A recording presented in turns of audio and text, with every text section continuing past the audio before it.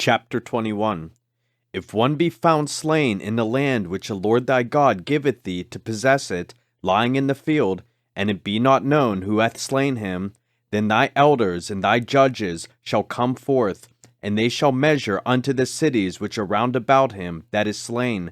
And it shall be, that the city which is next unto the slain man, even the elders of that city shall take an heifer, which hath not been wrought with, and which hath not drawn in the yoke. And the elders of that city shall bring down the heifer unto a rough valley, which is neither eared nor sown, and shall strike off the heifer's neck there in the valley.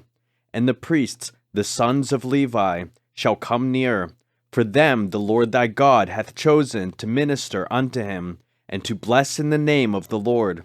And by their word shall every controversy and every stroke be tried. And all the elders of that city, that are next unto the slain man, shall wash their hands over the heifer that is beheaded in the valley. And they shall answer and say, Our hands have not shed this blood, neither have our eyes seen it. Be merciful, O Lord, unto thy people Israel, whom thou hast redeemed, and lay not innocent blood unto thy people of Israel's charge. And the blood shall be forgiven them.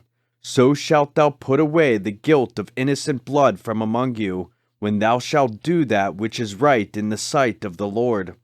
When thou goest forth to war against thine enemies, and the Lord thy God hath delivered them into thine hands, and thou hast taken them captive, and seest among the captives a beautiful woman, and hast a desire unto her, that thou wouldest have her to thy wife, then thou shalt bring her home to thine house, and she shall shave her head, and pare her nails, and she shall put the raiment of her captivity from off her, and shall remain in thine house, and bewail her father and her mother a full month.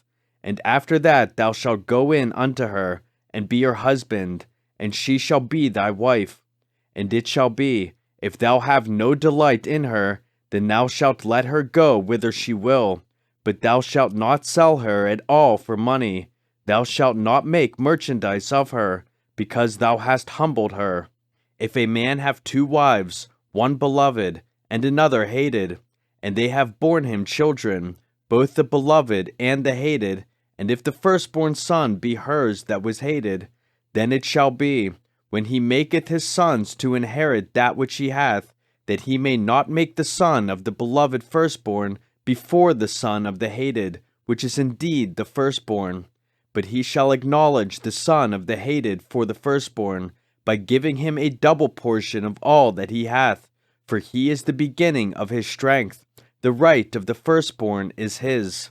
If a man have a stubborn and rebellious son, which will not obey the voice of his father, or the voice of his mother, and that, when they have chastened him, will not hearken unto them, then shall his father and his mother lay hold on him, and bring him out unto the elders of his city, and unto the gate of his place.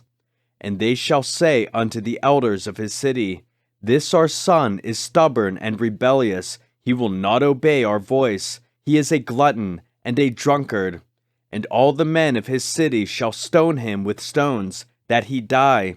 So shalt thou put away evil from among you, and all Israel shall hear and fear. And if a man have committed a sin worthy of death, and he be to be put to death, and thou hang him on a tree, his body shall not remain all night upon the tree, but thou shalt in any wise bury him that day. For he that is hanged is accursed of God, that thy land be not defiled, which the Lord thy God giveth thee for an inheritance.